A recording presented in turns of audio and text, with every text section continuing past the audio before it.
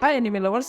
आज हम बात करेंगे एक ऐसे एनिमे के बारे में जिसका कॉन्सेप्ट काफी अमेजिंग एंड इंटरेस्टिंग है, बट उसका एग्जीक्यूशन बुरा होने की वजह से यह एनिमे बिलो एवरेज है।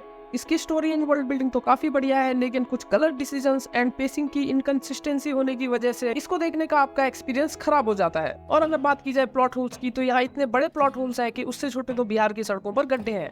सो गाइस, आज हम बात करेंगे एनिमे सासाकी एंड पीप्स की। इस एनिमे का पहला सीजन विंटर 2024 में रिलीज हुआ था, जिसमें कि 12 एपिसोड्स है।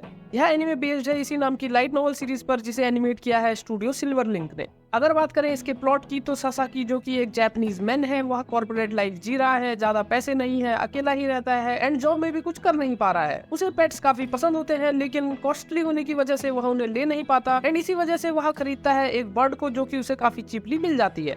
लेटर ऑन उसे पता चलता है कि वह बर्ड एक स्टार सेज का रीइंकार्नेशन होती है, जिसके पास अभी भी अपनी पावर्स होती है। उन पावर्स की हेल्प से वह सासाकी को अपने वर्ल्ड में ले जाती है। इसके अलावा सासाकी को बाद में पता चलता है कि जिस वर्ल्ड में वह जी रहा था, उस वर्ल्ड में भी साइकिक्स है एंड उनकी पूरी एक ऑर्गेनाइजेशन है, जिसे बाद में सासाकी ज्वाइन कर देता है। तो इसका वर्ल्ड काफी रिच है, जिसे कि एक अच्छी राइटिंग के साथ काफी अच्छे से प्रेजेंट किया जा सकता था। तो अब बात कर लेते हैं इसकी clear mistakes and plot holes की। एनिमे के स्टार्टिंग में ही सासाकी का एक जूनियर दिखाया गया है, जो कि उसे फॉलो करता है, एडमायर करता है एंड उनका सीनियर जूनियर का बॉन्ड भी काफी अच्छे से एस्टेब्लिश होता है। बट सेकंड थर्ड एपिसोड के बाद वह कैरेक्टर हमें दिखाई ही नहीं देता। न कभी उसकी जान पर कोई खतरा आता है, न उसे कहीं इंक्लूड किया जाता है एंड इसी तरीके से वह कैरेक्टर वेस्ट हो जाता है। एंड अगर इस कैरेक्टर को नहीं भी रखते तो इस स्टोरी पर कोई फर्क नहीं पड़ता, लेकिन यहाँ इसकी राइटिंग लैक करती है। इस एनिमे में हमें दिखाया जाता है कि दो वर्ल्ड के बीच में टाइम का डिफरेंस है, एक यहाँ का वर्ल्ड, दूसरा मैजिकल वर्ल्ड जहाँ सासाकी ट्रैवल करता है। और यह डिफरेंस ऐसा होता है कि यहाँ का एक दिन वहाँ के एक मंथ के बराबर होता है, लेकिन जैसे जैसे सासाकी उस वर्ल्ड से इस वर्ल्ड में ट्रैवल करता रहता है, बार बार यह डिफरेंस कम होता जाता है। एंड इस बात को नोटिफाई किया गया है कि यह गैप कम हो रहा है, लेकिन उसकी वजह से कोई स्टोरी पर कोई फर्क नहीं पड़ता। इस बात को बस ऐसे नेचुरली दिखा दिया जाता है, न उसकी कोई रिपरकशंस है, न उसकी वजह से कोई लॉस हो रहा है, बस नॉर्मली शो कर दिया जाता है। जबकि यह इतना बड़ा इशू था, इस पर एक बहुत अच्छा पॉइंट बन सकता था, जिसकी वजह से यह इतना बड़ा इशू अननोटिस चला जाता है। अब सासाकी जब साइकिक ऑर्गेनाइजेशन को ज्वाइन कर लेता है, तो वहाँ उसकी सीनियर होती है होशिजाकी। होशिजाकी का कैरेक्टर इतनी बैंडली रिटर्न है कि आप कंफ्यूज हो जाओगे कि यह इम्पोर्टेंट है भी या नहीं है। अब सासाकी को साइकिक ऑर्गेनाइजेशन में ज्वाइन कर लिया जाता है एंड उसे यह बोल के ज्वाइन कराया जाता है कि उसके पास मैजिक से आइस को क्रिएट करने की पावर है एंड होशिजाकी के पास पावर है पानी को कंट्रोल करने की। तो होशिजाकी जो कि पहले पानी की बोतल लेकर चलती थी, जिससे कि वह अपनी मैजिकल एबिलिटीज का यूज कर सके, उसको अब पानी की बोतल ले जाने की जरूरत नहीं पड़ेगी, क्योंकि सासाकी कहीं भी आइस को क्रिएट कर सकता है। और यह बोल के उसे उस ऑर्गेनाइजेशन में ज्वाइन कराया जाता है, जो कि एक सीक्रेट ऑर्गेनाइजेशन है और जो अपने एम्प्लॉयज को काफी ज्यादा सैलरी देती है। मतलब यह नहीं बताया जाता कि उसके पास भी साइकिक पावर्स हैं या वह मैजिक यूज कर सकता है, तो उसको ज्वाइन कराया जा रहा है। उसे ज्वाइन कराया जाता है कि वह बॉटल का एक रिप्लेसमेंट है। मुझे तो इसकी राइटिंग बिल्कुल समझ नहीं आई।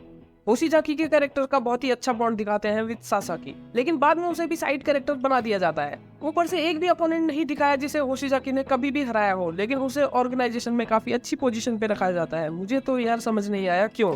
अकुत्सु जो सासाकी का बॉस होता है, वह हर एम्प्लॉय के ज्वाइनिंग के टाइम उनके घर में एक सीक्रेट कैमरा लगा देता है, बट सासाकी उसे जल्दी ही ढूंढ लेता है। तो उसका बॉस उसे अप्रिशिएट करता है कि तुमने इस कैमरे को जल्दी से ढूंढ लिया, इसका मतलब तुम ज्वाइन करने के लायक हो। यह बात जब होशिजाकी को पता चलती है, तो उसे कभी पता ही नहीं होता कि उसके घर में कोई कैमरा भी है एंड वह कभी उस कैमरे को ढूंढ भी नहीं पाई थी। तो क्या मतलब था कैमरा लगाने का? होशिजाकी भी तो उस ऑर्गेनाइजेशन में है ही। तो उसके बाद होशिजाकी कंप्लेंट करती है अपने बॉस को कि मेरी प्राइवेसी ब्रीच हो रही है, तुमने मेरे घर में कैमरा लगाया है। तो वह इस बात का एक्सप्लेनेशन देता है कि I am gay, I mean literally तुम एक बंदे की प्राइवेसी को ब्रीच कर रहे हो और तुम उसे यह एक्सक्यूज दे रहे हो। और मुझे लगा इसके बाद कुछ होगा, लेकिन नहीं, यहीं पे बात खत्म हो जाती है। एक और कैरेक्टर है शिजुका।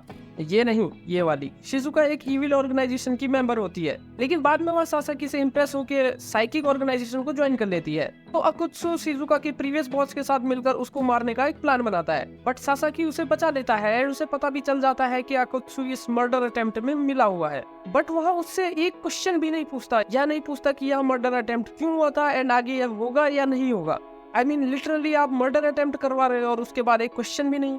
एंड ये तो कुछ चीजें हैं, ऐसी लॉजिकल चीजें इस एनिमे में भरी पड़ी है, जो कि मेरी समझ से तो बिल्कुल बाहर है। इसकी पेसिंग काफी अच्छी है, क्योंकि इस एनिमे में दिखाने को बहुत कुछ है। लेकिन उसके बीच में एक ऐसा एपिसोड दे दिया जिसमें कि दूसरे वर्ल्ड से एक लड़की इस वर्ल्ड में आ चुकी है एंड उसके बाद वह बस घूम रही है। पूरा एपिसोड बस इसी पर है। सासाकी दूसरे वर्ल्ड में अपना बिजनेस सेटअप करता है एंड इसको बस 2 एपिसोड में पूरा कर दिया गया है एंड उसके बाद एक पूरा एपिसोड बस इसी चीज पर। I mean, ये तो बिल्कुल ही इलॉजिकल है। एक लास्ट पॉइंट जिस पर मैं बात करना चाहूंगा, सासाकी को इस एनिमे में 32 से 35 इयर्स का मिडिल एज्ड मैन दिखाया गया है एंड उससे 16 साल की लड़कियां, स्कूल में पढ़ने वाली लड़कियां इंप्रेस हो रही हैं। मुझे समझ में नहीं आया ऐसा क्यों। अगर वो सासाकी की एज कम कर देते, 24 से 25 साल कर देते या लड़कियों की एज बढ़ा देते, 20-22 साल का दिखा देते तो भी कोई फर्क नहीं पड़ता। बट इसके मेकर्स अपनी कौन सी फैंटेसी को पूरा कर रहे थे मेरे को बिल्कुल समझ नहीं आया। तो गाइस, यह था मेरा छोटा सा discussion over anime Sasaki and peeps. इसके प्लॉट एंड कॉन्सेप्ट में काफी पोटेंशियल था बट बेकार राइटिंग की वजह से यह पूरा खराब हो गया। इसका सेकंड सीजन भी अनाउंस हो चुका है जिसे शायद मैं नहीं देखूंगा। आपकी क्या विचार है इस एनिमे को लेकर, प्लीज हमें कमेंट्स में बताएं। चैनल को सब्सक्राइब करें। धन्यवाद। जय श्री राम।